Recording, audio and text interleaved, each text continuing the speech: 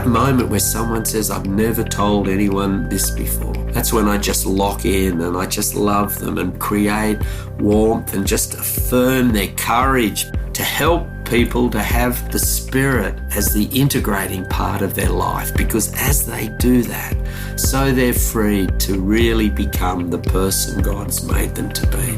That's what my job is. That's what I'm seeking to do. Welcome, everybody. This is Simon Gilbo with Inspired, back for another fantastic week, I have no doubt. If you're new to Inspired, it's all about meeting different friends and acquaintances from different walks of life that I've come across over the years and sharing their journey through the highs and the lows, what they've learned, how they've had amazing encounters and experiences through following Jesus. And it's to counteract basically all the rubbish, the sort of fear-mongering, the negativity that we get bombarded with constantly. So hopefully this is going to hit the spot, and in about 50 minutes time you will feel thoroughly inspired to get back in the fray, and I'm totally sure you will, because we've got fantastic guests this week. His name is Marty Woods. Welcome, Marty. Welcome and g'day to all your listeners. Yeah, I'm excited. So our link is through David Campbell. He was one of my favourite podcasts from about a year ago. We had quite a similar journey. He ended up in Jamaica doing fantastic stuff, and he would credit you. I mean, you were his best man at his wedding. You met in the Athens airport, and he said to me, that within you just bumped into him in the queue, and then had the 3-hour flight together. And after that 3 hours, he told you stuff that only 2 other people in the whole world knew. So you've got this ability, just this incisive questions and a winsomeness to let people let you into the secret places, as it were. Looking forward to unpacking that. Listen, Marty, let's just crack on with it. Tell us about your background, sort of what shaped you. Go for it. Yeah. Look, I grew up in a country town in Australia. It's really funny. I remember my 10th birthday. I invited my whole class to the birthday party, and then told Mum and Dad. They weren't that happy, but they let me do it. So I had 35 people at my birthday party, and I organised all the games and ran it. And I remember at the end of the day saying to Mum, I think that was the best day of my life. And now that's what I do. Community festivals, build community all around the world. So it's just nice that as a 10-year-old I was still doing it. Yeah. But probably that's a nice part of growing up. But I guess for many of your listeners, it's true, isn't it? You scratch a bit under the surface. But when I was 4 years old, I was sexually abused by a guy across the road. And I still look back at that, and it was so profound for me. It's like I was so bewildered. My only response to process it was to blame myself. And so I felt shame and guilt. And I remember once hearing a story, it's in a movie actually, the guy who was abused, he said, I went to bed that night, the next day I woke up, I was 100 years old. And that's what it was like for me. It was the most bewildering thing. And I didn't tell anyone for 20 years, but my parents sent me off to Sunday school. And there was this, some of you, again, your listeners might remember, it's quite a famous painting of Jesus with a lamb on his shoulders. And there's 99 or a whole herd of sheep in the background. And I remember looking at that picture and thinking, whoever you are, you understand what I've been through. And that was a profound moment for me, because somehow I knew that I wasn't alone. Whoever that guy was, and I didn't know much about him. Anyway, so my parents sent me off to a boarding school for a bit of religion. It was a church school, and my dad always said, but not that much. I just met Jesus. And it was crazy, Simon, because I was in this boarding house, and there was this housemaster, and he just saw me and loved me and just knew who I was. And I remember thinking, whatever you've got, I want. And it was, he just had this incredible relationship with God, and he had an ability to truly see someone.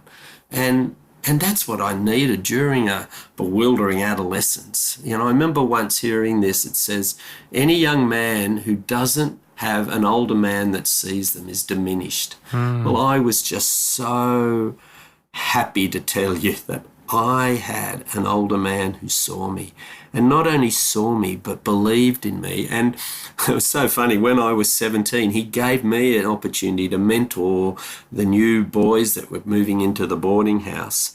And I remember there was one guy who was really homesick, and I helped him, and I've just had a launch of a book, and this guy spoke, and he said about how profound it was that I listened to him, I was kind, and I said to him, I'll be your friend. Come and see me anytime. And he said, you changed my life. And don't you just love how this works? You know, I was only 17, but I learned. How do I mentor? I learned it from my housemaster.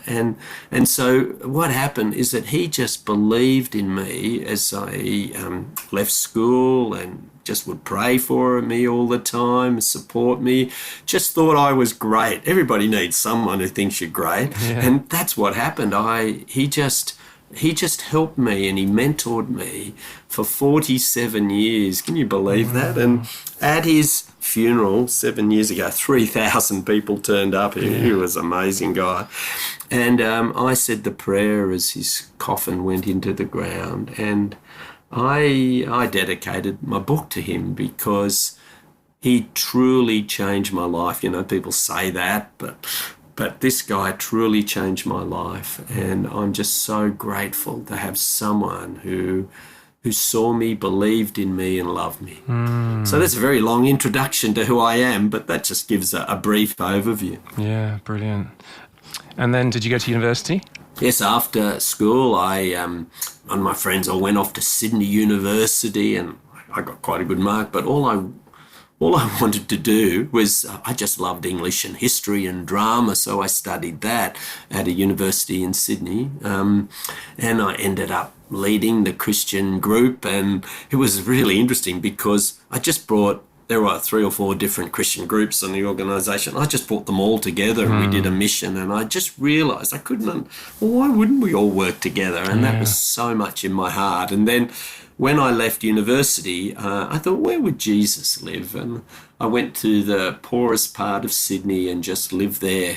And we just had the most incredible ministry, reaching out to young people really at the edge of society. And that was a profound experience. And then I got sent. I applied to teach in that area and never got there. I got sent to a small country town, 700 kilometres west of Sydney, and it was a fantastic experience for me because it was there that I got a chance to put into practice all the things that I'd sort of learned as a teacher. I was mentoring young people. There I began to do school counselling, but I did the school plays. I remember one girl once, it was so amazing, she was the main star in the play, and just before it she said, oh, Mr. Woods, I can't do it, I'm hopeless. And I'd say, come on, you can do it. And I basically pushed her out, and she did brilliantly. And she came back, and I'll never forget it, she said, Mr. Woods, I'm a star, da-da. And I just realised that's what I wanted to do. I wanted to set young people up, to give them experiences that would forever change them. And that's why, whether it was in sport or at school or in the drama, I just tried to set people up like that. And I still meet previous students students that I taught, who still report how profound something was where I saw them and I helped them to win. And so that was a real marker in my life. And so then after that, we saw so many young people coming to faith, and I thought, wow, what's happening? So I went off to Bible college to try to understand it. And then and they said, well, you must do Hebrew and Greek. I said, I just want to reach Aussies. I just want to reach particularly young people outside the church, and I'm sure Hebrew and Greek's great, but that just wasn't where I was. And so it was crazy. God just spoke to me and said, I want you to give away all your money. And my parents were furious because I'd saved a bit of money from, 6 years of teaching, but I just did it. And, Simon, it was one of the most freeing things I've ever done in my life. Because in giving that money away, it was like I just wasn't beholden to anyone. And I knew it was Matthew 6:33. Seek first the kingdom and everything else will be added. And so what I did in that moment of giving away my money, I just said, God, I'm going to trust you. I'm just going to live for you, and I'll do whatever it takes. And, I got to tell you, Simon, 36 years later, I'm still living this way, and God has provided for us. My wife and I, we joined this Christian youth and community organisation called Fusion. I was there, and just a little bit more of my story.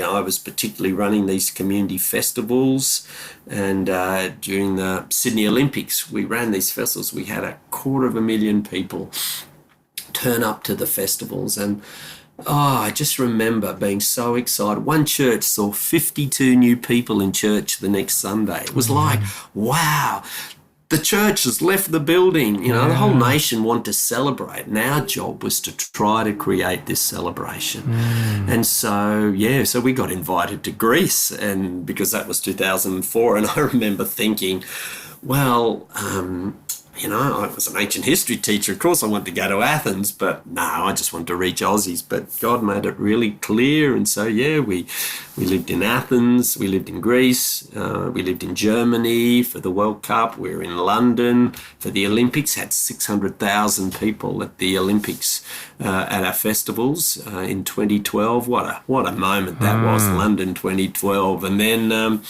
after we were there for the Rugby World Cup in 2015, and then we moved to Paris for the Euros. And then I'll never forget a moment. A guy in Japan, a key pastor, looked me in the eye and said, Marty, we want you and Jenny to move to Japan. And it was just the clearest Macedonian call. Right. And so we moved to Japan and for the Rugby World Cup, and we had this goal of reaching 1 million people. And you know what? We were on track. We had this amazing structure. We had teams coming from all around the world.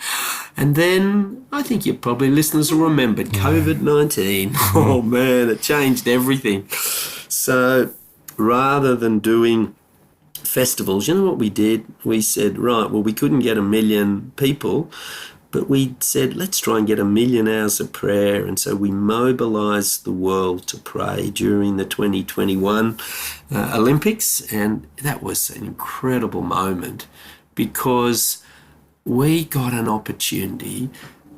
As the rest of the world were looking at Japan, we just mobilised the church globally, and we had over 1 million hours of prayer. And I believe so much of what's happening in Japan is because of prayer, and I've always had a passion for prayer. I just love God. I love praying, and just to be able to be part of a team mobilising the world to pray. And so yes, we've been here, and we were all set thinking we'd head off to Paris for the Olympics, but God told us to stay in Japan because we never finished the job. And so we have this crazy vision of seeing 10 million believers in Japan. We're praying towards it. We're working towards it. And so every 6 weeks, I have it's so crazy. One of the guys I mentor works for an airline company. So for $200, I fly Tokyo to Paris every 6 weeks. And so I can be there. We've got the Rugby World Cup very soon. And then after that, the Olympics next year in 2012. So there's that's what I do. Help the church leave the building, try to create community, to help people to see what the kingdom is all about. I really like Francis of Assisi's line, go into the world and preach the gospel, and if you have to use words, we just want to love people into the kingdom. Again, another great line, Watchman Nee says, all Jesus ever wanted is to be our friend. Oh, man, I love that. Yeah. I just want to help people to become friends of Jesus, and we've got to meet them first. And so just being in the community, leaving the building, helping the church to create community, putting on an event that they won't forget, that's for free, that welcomes the whole community. That's what I'm on about, and it's what I love doing. Yeah. And probably, can I just tell you one other, that sounds great, the story and things, but again, scratching that beneath the skin. And my wife and I got married at 40 because it took me, I went to a therapist for 5.5 years to work through my abuse. And I just remember thinking, whatever it takes, I'm going to deal with this. And it was really hard and it was expensive. And sometimes I didn't even have enough to pay for meals. But I just said, God, I'm not giving up. I Jacob wrestled, I had a limp and I was determined. Anyway, just as I was finishing in our office, this amazing girl turned up to volunteer. She'd been at Libri in Switzerland and I'd met her through a brother at university but hadn't seen her for years. And I thought, my goodness, who is this lady? And within a year we were married and it was really profound, being married and just enjoying this after we had a 3-month honeymoon. I'd waited so long. It was amazing.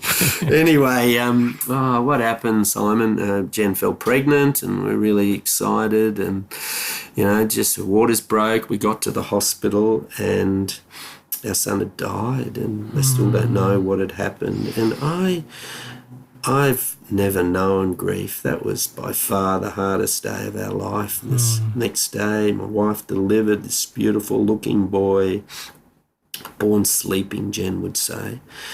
And I can remember just the grief, the waves of grief. And yet my parents lost their first child too, and Mum never told me till I was 10 or 12. They covered it up, never told us, and everybody pretended it hadn't happened. Well, it was different, 24 years ago when our son Samuel was born, and like when we slept that night in the hospital, they put him next to us.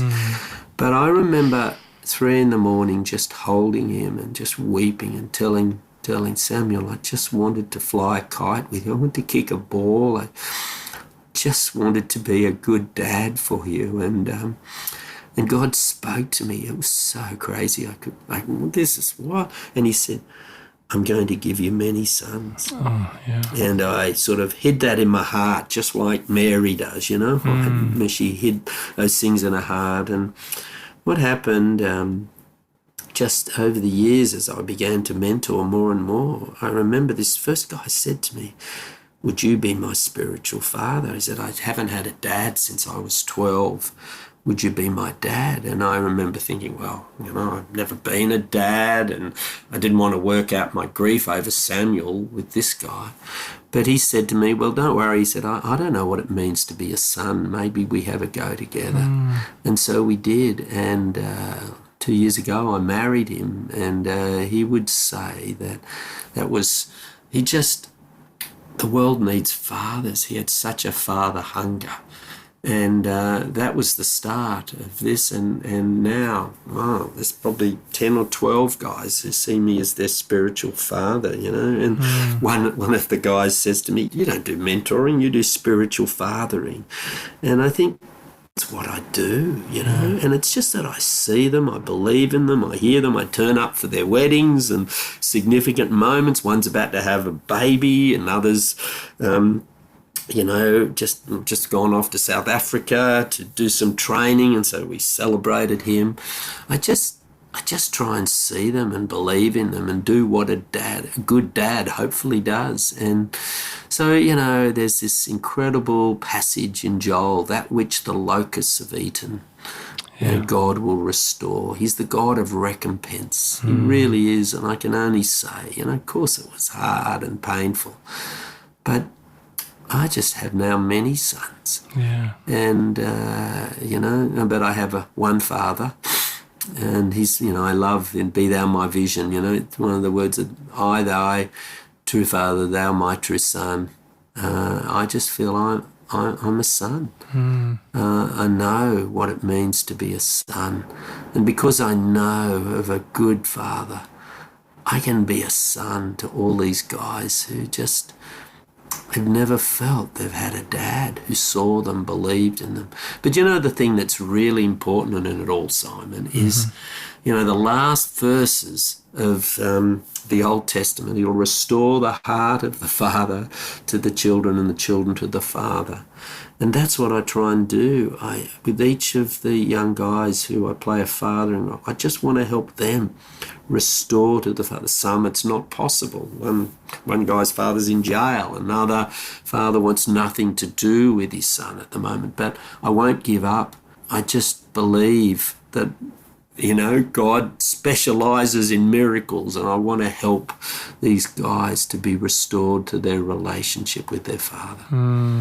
Hey, Marty, thanks for your vulnerability. As you're talking, I'm thinking of Jacob leading with a limp, and it was John Eldridge said, "I don't trust a man who hasn't suffered," and I love that, and because we've all got to deal with our junk, haven't we?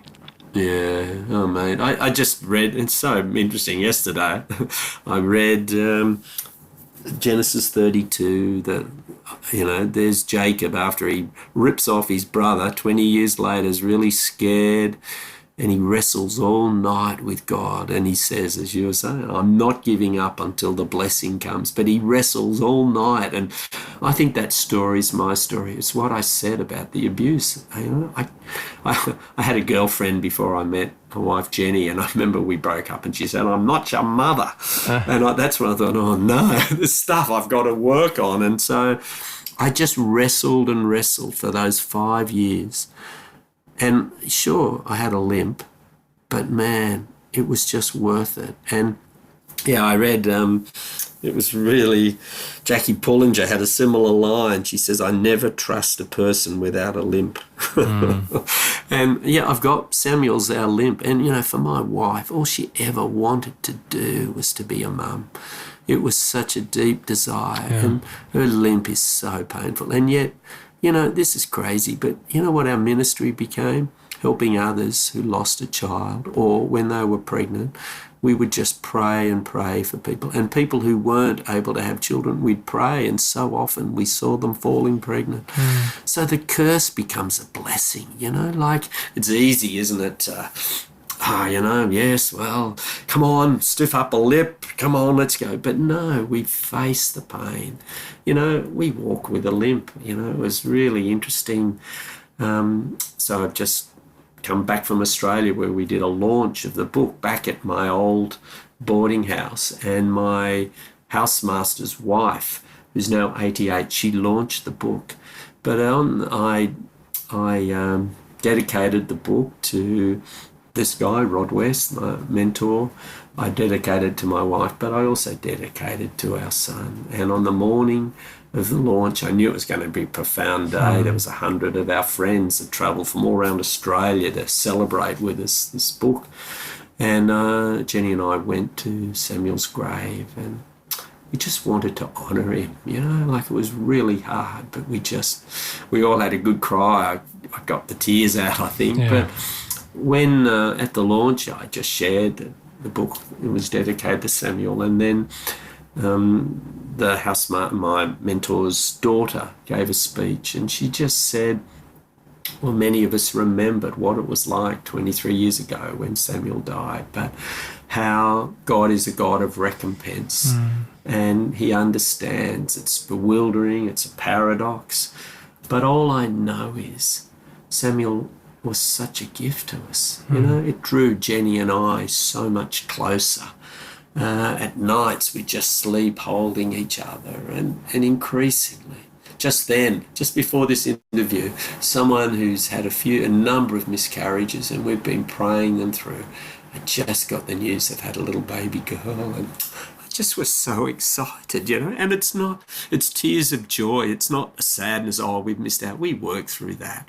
We can enter into the joy of others. The hardest thing was, Simon, when Samuel died, people would hide babies from us because they thought, oh, it's so hard for them. But that made it worse, like there's dignity, isn't there, in facing your pain. You just got to. But it's a limp, and it's hard. But, my wife, she teaches English fun for babies here in Japan. She teaches little kids, older kids. She's looking after my her nieces, two little boys at the moment in Australia, and she's such a hero. I just want to honour her, like she delivered our son, and it was so hard for her, but she did it, and and some days I dream of when we go to heaven that my mentor and our son Samuel will both be at the gate welcoming us, saying how wonderful to see you. And gee, we have such hope as Christians, don't we? One day, that great day. So I don't fear death. I mean, I fear the pain. I'm a bit of a wimp like that, I think, but I don't fear death. I can't wait for the reunions and Jesus's words. I hope, well done, good and faithful servants. Enter into your rest, this rest. And that's what I look forward to. Yeah. Well, I mean, as you're speaking, you're exhibiting a lot of what it is to be a great mentor. Now, you've written this book, A Willing Spirit, Mentoring in the Human Spirit. What would be distinctive in that from other mentoring books? I think the first thing would be over 100 mentees have contributed to it. And so it's just full of stories. Every chapter begins with one of their stories. But all throughout the book, it just quotes different things. But the other thing that I think is the real distinctive, I say it early on in the book that, this is not a forensic analysis. This is the poetry, the magic of mentoring. This is trying to help people to get excited about what mentoring's about. But why it's called A Willing Spirit, it's from Jesus's words. The spirit is willing, but the flesh is weak. And so I had this incredible, my second mentor was an amazing guy. He's actually David Campbell's father-in-law. And he started the organisation Fusion that I've been a part of now for 36 years. And, we're body, soul, spirit. With the body relate to the world, with our soul, it's our personality, feelings about ourselves. But our spirit is the transcendent part of us. It's the part that reaches out, Paul says God's Spirit in Romans 8, 15 and 16, God's Spirit reaches into our spirit and we know who we are and we cry out, Abba, Father, Daddy. Job says, or Eliel says, it's the spirit of a man, the breath of a man that brings wisdom. Who else understands, Paul says, the heart of God, the mind of God, but his spirit. So who else understands us but our spirit? And so you know what Mal did? He helped me to hear my spirit. No one had ever asked me this. He asked me, what does your spirit say? And you know what it said? I love you, God. And I just couldn't believe it. I'd never said it out loud, but my spirit, and you know what I said to my spirit? So you're the one that was there all along. You're the one that was there during the abuse. You were the one that helped me to meet Jesus. You were the one that when I was teaching, you were the one that was there when Samuel died. That was my spirit. And it brought life and freedom, And I love that verse in 2 Corinthians, where the Spirit of the Lord is, there's freedom. And so my journey has been to discover my spirit. And, one lady who wrote a book called When the Holy Spirit Meets the Human Spirit, she says it's the human spirit that's the inner mentor. And so what my job has been is to help people to locate that inner spirit. It's there within each of us. It's the truest part of who we are. It's the most Martiest part of Marty. It's who I truly am. And as my spirit is free, then I'm able to help others. And so that's why what my whole thing is about is being able to hear my spirit. But, Mal also asked me this other really hard question. He said to me once, tell me what you don't want to tell me. Oh, man, I hated that question. But my spirit loved it because I told him everything. And for many of us, Simon, we have a hidden life. There's things we think I could never tell anyone. And so there's so much energy that goes into holding back that noise, that chaos. But you see what happens when we can finally share. You know, James has it, 5:17. Confess your sins one to another. Not that you'll be forgiven. That's God's job to forgive. But there's a healing. You'll be healed. And so healing comes, I believe, that one of the most important chapters is a confession. It's, you know, high risk, big payoff, as John White says. But that's what it's about. And so what I do, my mentoring, I just take guys on. I say, look, if you're serious, you know, we can't play games. If you don't take on your flesh, then you're not going to be free. You can't help others like as much as you can. You can still do it, but there's so much other noise because the evil one, the accuser of the brethren, and what does it say? He's there night and day doing it. Yeah. He'll do anything to tell you, well, how can you help them? Look at you. So that's one really important part of it. Here's the other part.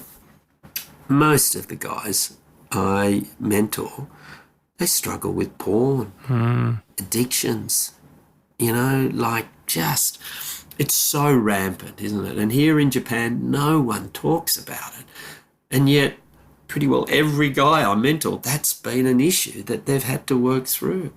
These guys, they can't even look me in the eye.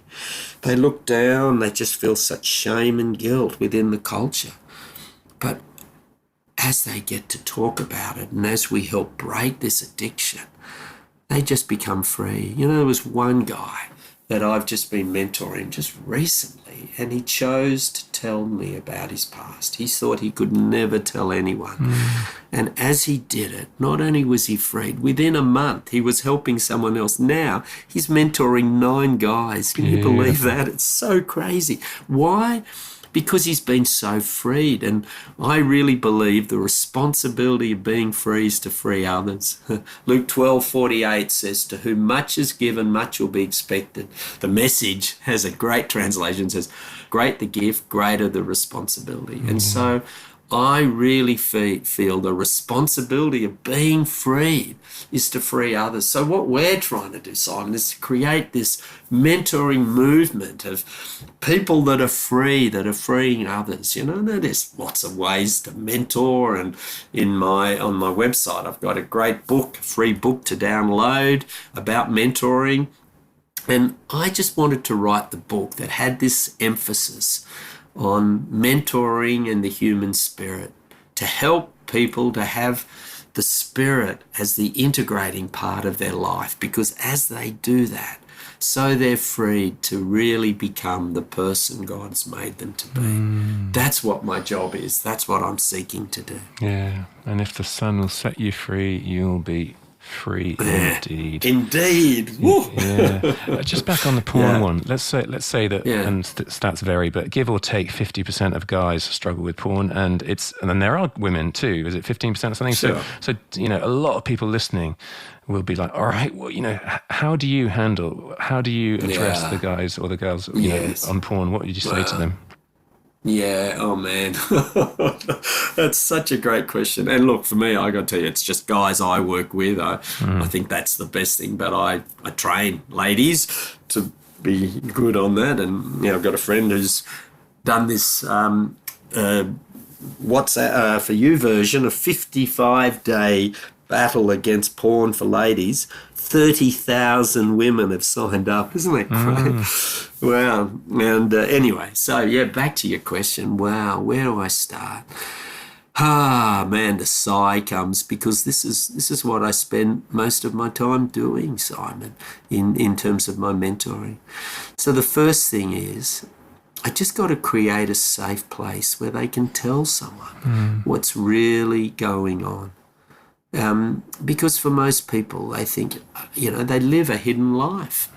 This one guy told me, he said he was like he was in a cave, facing the wall, crouched down. And I came in, I took his hand, and I helped him out to the sunlight. And he began to tell someone what he never thought he could tell someone. It's one of the most profound moments where someone says to you, well, I've never told anyone this. And so, look, 1 John says, if you live in the light as he's in the light, you have fellowship one with another, and the blood of Christ cleanses you from all unrighteousness. So I work hard, first of all, at saying we've got to live in the light.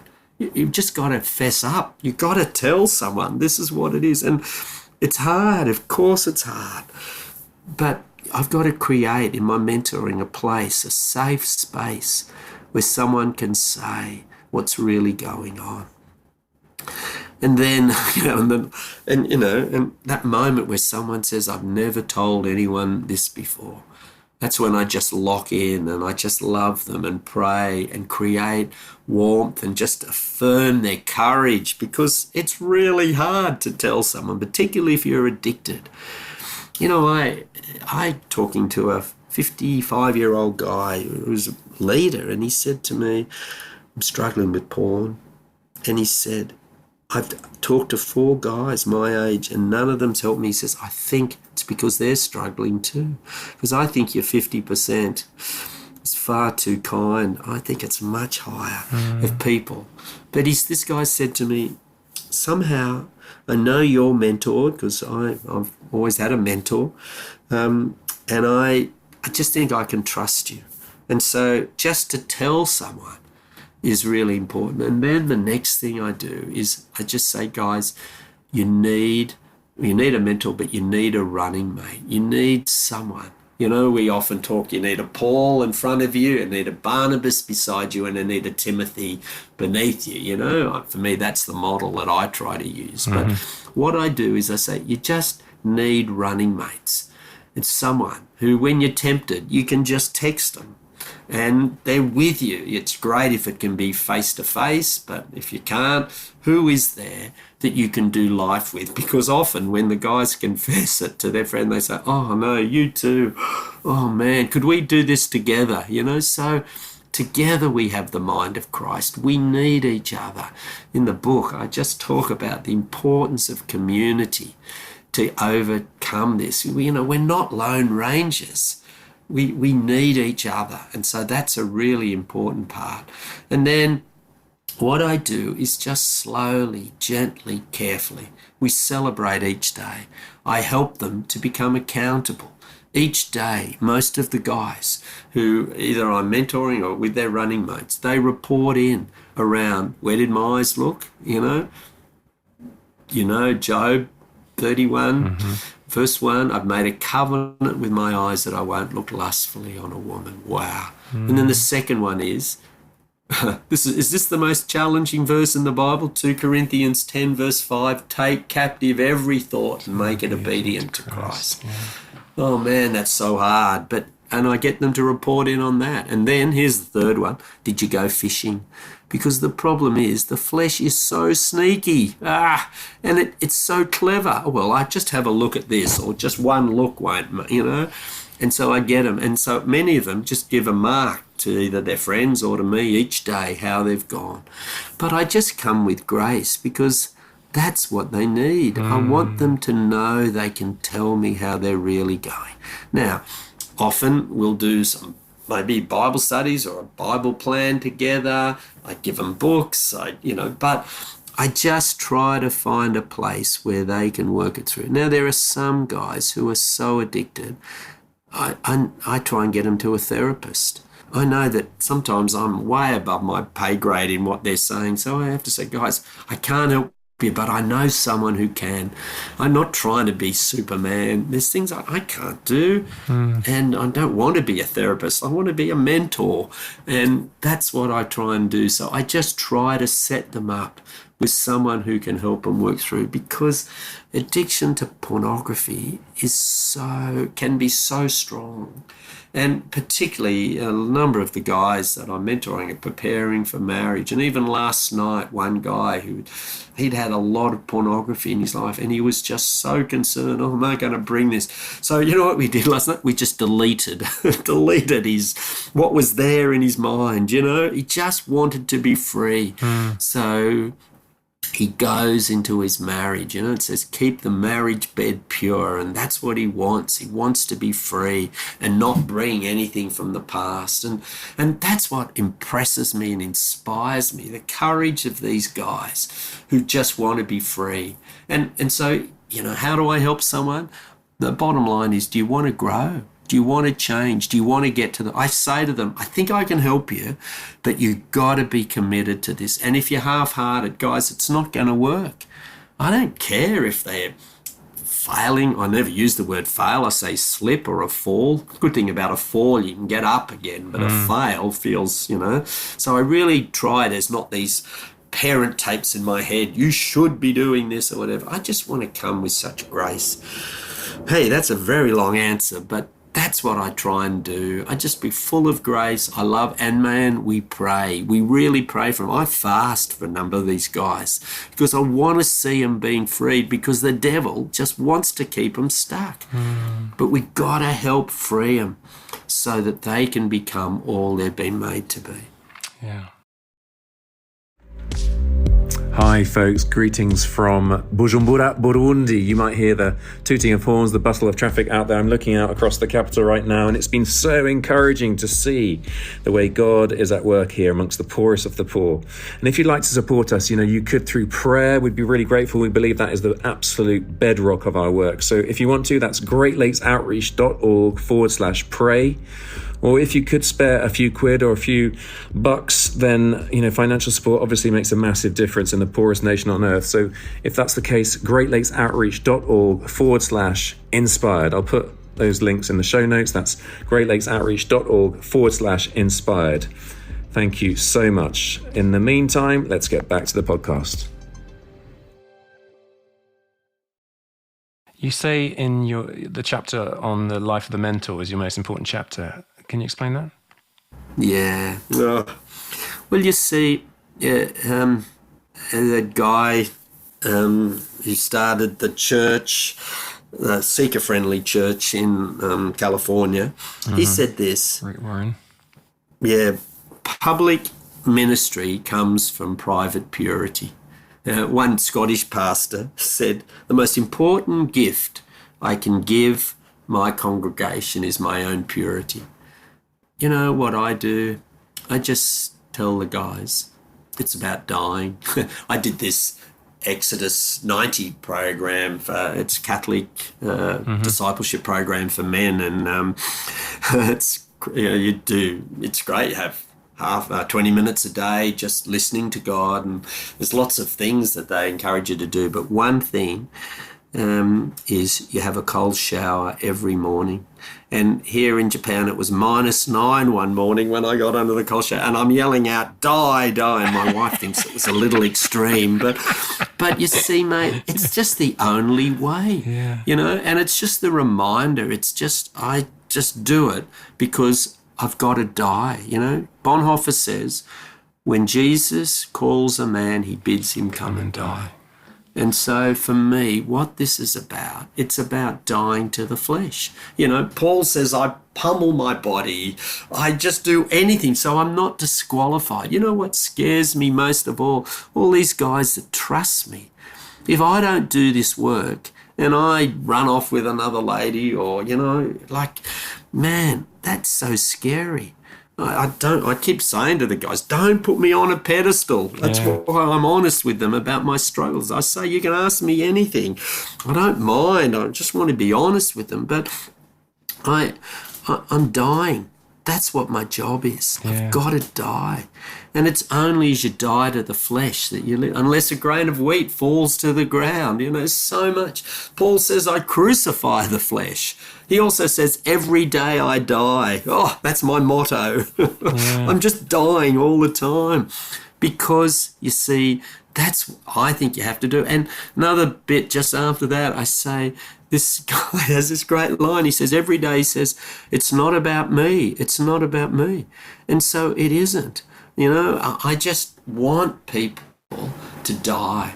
And so in this chapter, I have some qualities, and I say, look, it's your job's to be a shepherd, you know, and I talk about a whole range. It's important to try to be enthusiastic and encouraging.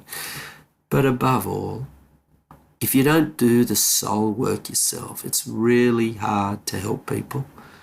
And so, yeah, it's about dying. And from death comes life.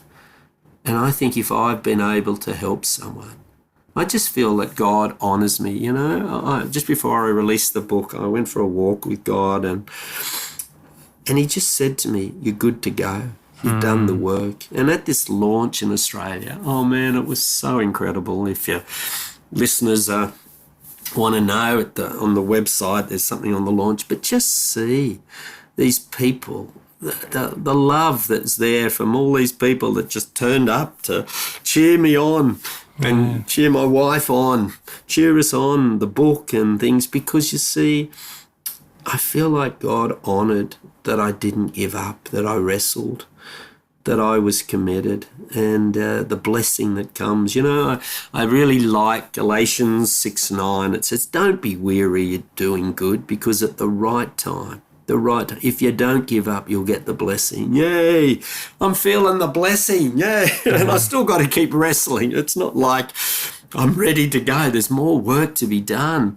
But I think there's so much dying to be done, and I just want to keep dying, and God just keeps showing me, but I'm open and I'm honest, and I want to keep dying. Yeah.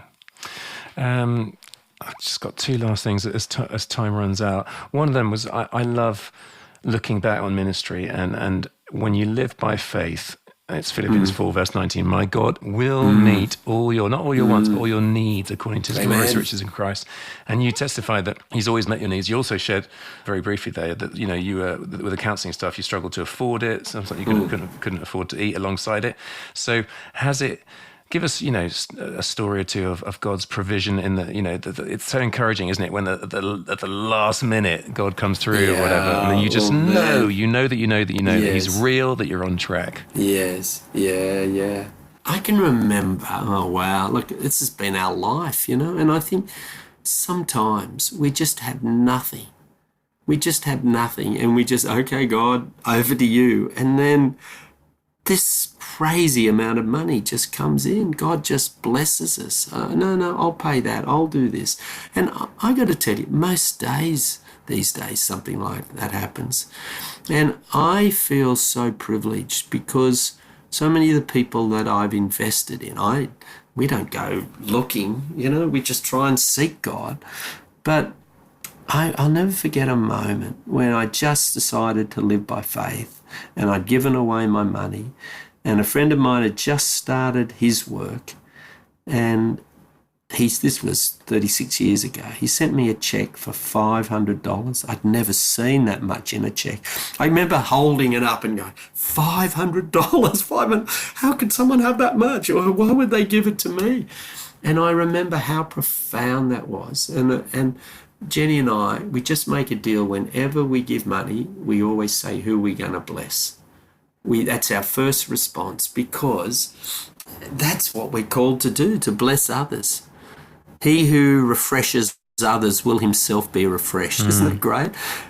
We get blessed. I want to, you can never out-bless or out-give God. And so we really work at that. So yes, I want to say to you, yeah, it was really scary at first, and some days, how are we going to get this? But I just want to report, I just want to say, it's so true. Seek first the kingdom, everything else will be added. I just know it's true. But the job is to seek first the kingdom. That's what I want to do. And as I do that, I cannot believe how God provides. And if the money's not there, gee, it asks you questions. Oh, God, what's happening? He has your attention. Yeah. But we've just seen him provide. So, yes, what a privilege. People say, I don't know how you do it. I feel so fortunate. We're just trusting God, living the kingdom. Yeah. And he provides. Wow. And what I'm sure your heart's desire and my desire out of this podcast is that people will be listening and thinking, well, maybe I could mentor someone, Yeah. Go on, speak into that. What can they do? People say, I don't know if I'm very good. Look, I like another term is coming alongside. I have a really broad view of mentoring. I just think it's someone who just is maybe a few steps ahead, and and can listen. There's nothing worse, isn't it, that you start talking to someone and they say, oh, I know exactly how you feel. And they tell you their story and you go, oh, no, you don't know exactly how I feel. I think it's about mentoring's listening. It's loving someone. The first guy that I told you that I ever mentored, he said he listened and he was kind and he was my friend. I think that's all you got to do. Sure, you can read the stuff in my book and that might give you lots of practical things, but, it's the heart. And why I wrote the book? A guy came up to me in Japan. He said, there's 3 guys in my church. I know I should mentor them. What do you do? And I thought, I've got to get it out. Yeah. And so it's been translated into Japanese, so the Japanese pastors can have it too. But I'm going to train 500 mentors across Japan because I just think it's the best way to disciple someone. Yeah. I'm so convinced that's how we do it. Yeah. And then, so what I did, Simon, for the book, I just thought, I remember when I was growing up, there was this fantastic singer, Keith Green, and that guy was so alive. And you know what he did? He gave away his records. Yeah. And I was just so moved by that. So you know what I did? I thought, I'm going to give the book away for free. Well, I couldn't publish it and give it away, but I gave it so free online, And my friend, who was also a mentor, he's since died, he's written a book, and so his book's also available. And so there it is, www.awillingspirit.com. You can download it in 3 different ways on your reader or one Kindle, PDF. There's an audio book, and there's just lots of ways in which you can access it. Because I just want to get it out there and send it on to people, or if you're one of these hard copy people, you can get it at Amazon, whatever way you can get it. I just wanted to get a resource that 50 years of mentoring, I've learned a bit, made lots of mistakes. There's lots of stories of mistakes, but I just hope those that hear this and want to have a look might find something that will help resource them. Brilliant. All right, Marty, last words, go for it. Okay. If I had to say one thing, there's nothing better than the kingdom. I just love the kingdom. I love the king. I just love being his son. I'm a son of the king. And the kingdom is worth giving everything for. And that's all I want to do. I want to give my life for the kingdom. I'll do anything. I'll go anywhere. I'll do whatever God asks. I just said, I don't care. I'll be reckless abandonment to the King and to his kingdom. That's all that matters. And I just know that's where true life is found. And, I just don't get caught up in politics. I'm sure some of your listeners, oh, yes, but in our church, or I couldn't do this. I just want to say, no. Live the kingdom. I'm just recruiting you for the kingdom. I'm not trying to make you Baptists or join our organisation or anything. I just want to see the kingdom grow. The kingdom. What is more important than seeing the kingdom come on earth, in Japan, in the UK, as it is in heaven? Oh, please, follow the King, live the kingdom. That's where true life is found. It's the biggest of all the trees. And, and I just love too, what we try and do at our festivals is to show people what the kingdom's like. And always my favourite passage is in Matthew 22. It says, the kingdom of God's a wedding feast, a party, a celebration. Come on. Us Christians, we're such serious sausages sometimes. Mate, this good news that's so changed our life. As we just live it out, as we live the kingdom, we can't help but laugh, to celebrate, to party. Come on, the kingdom of God is a celebration. Let's live it. Amen. Amen. Hey guys, it's been brilliant, hasn't it? Listen, can you give us a great review if you've enjoyed it on Spotify, iTunes? Please spread the word, tell 3 mates about it, get other people to sign up, because it's all about pumping out great news and challenging news. And I hope that you feel inspired and that maybe, just maybe, the Spirit is prompting, what's your Spirit saying to you? What's your Spirit saying to you? Could you could you embrace this as part of your DNA to just be a few steps ahead and come alongside other people? I've been challenged, Marty, to sort of sharpen up the intentionality of the guys I'm mentoring, because there are a number, but I just need to be a bit more intentional on it, because the fruit is amazing. We started off talking about your friendship with David Campbell. You mentor him. He's then mentored loads of people in Jamaica, and it's a ripple effect that goes on and on and on. That's what we want to see. So, Marty Woods, thank you so much, brother. Thank you. Brilliant. Thank you. Great, guys. You can be in touch with me, simongilbert.com, and I want to thank Adam Thomas Steer for the editing, Mike Sandyman for the mixing. We'll be back next week with another fantastic guest. In the meantime, go for it, God bless, and toodaloo.